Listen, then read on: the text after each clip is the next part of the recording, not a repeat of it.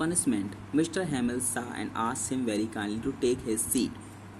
पाठशाला में जब वह असाधारण शांति का अनुभव करता है, क्योंकि उसको वही शोर शराबे की आदत थी, वह डेस्कों के खुलने और बंद होने वाली आवाज़ और बच्चों की किसी पाठ को दोहराने वाली आवाज़ का फ़ायदा उठाकर अपनी सीट पर आसानी से जा सकता था।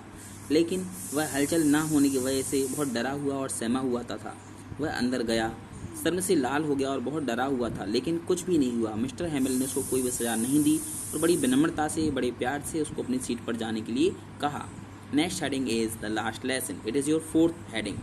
Mr. Hamill was in formal clothes that he wore only on inspection and prize days. The whole school seemed quite strange and silent. The most surprising thing was the presence of the village elders. They were sitting quietly on the back benches. बताया गया है कि जो mister हैमिल थे वो किस तरह से फॉर्मल कपड़े पहने हुए थे। ये कपड़े वो हमेशा कभी किसी प्राइज डिस्ट्रीब्यूशन के दिन या फिर किसी अच्छे प्रोग्राम के दिन ही पहनते थे। उस दिन बड़े शांत प्रतीत हो रहे थे, उनका गुस्सा नहीं दिखाई दे रहा था। उसमें देखा गया कि जो बैक बेंचेस खाली डली रहती थी वहाँ पे गांव के बुजुर्ग भी बैठे हुए थे। वह बड़े शांति से बैठे थे, जिस तरह से हम लोग बैठते थे।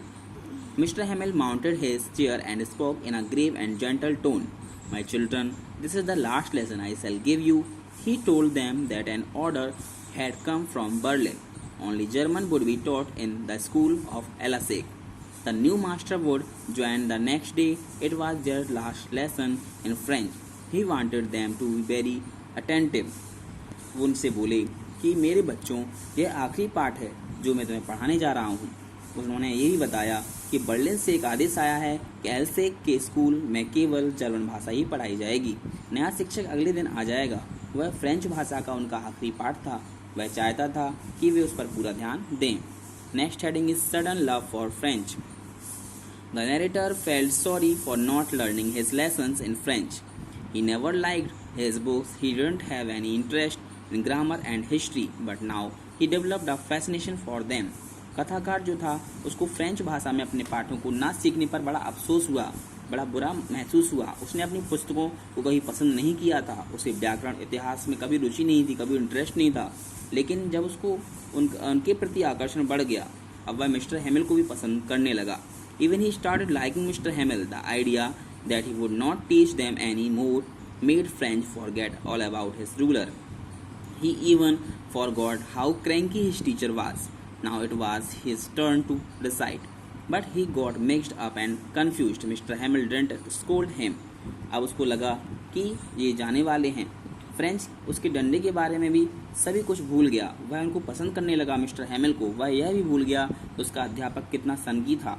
वह उसके सुनाने की बारी थी, लेकिन वह गड़बड़ा गया और परेशान हो गया। मिस्टर हैमिल ने उसे लताड़ा नहीं, ना डांटा। Your sixth heading is mister हैमिल glorifies French. Mister हैमिल showed his concern that pupils of Elsass generally gave no importance to French. उसने बताया, मिस्टर हैमिल ने कहा, चिंता जताई कि एलासेक के लोग अक्सर फ्रेंच भाषा को कोई महत्व नहीं देते हैं। वे अपनी देसी भाषा को सीखना टालते रहते हैं। They put off learning their own native language.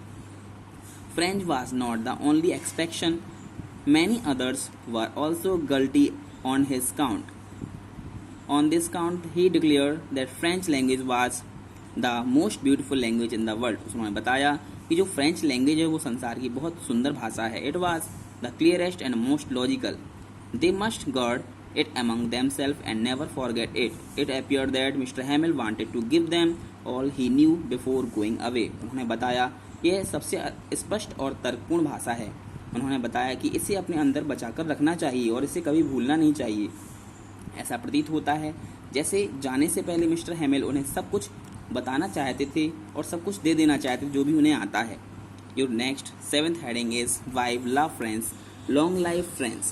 All at once the church clock struck 12. The trumpet of the Prussian soldiers sounded under their windows.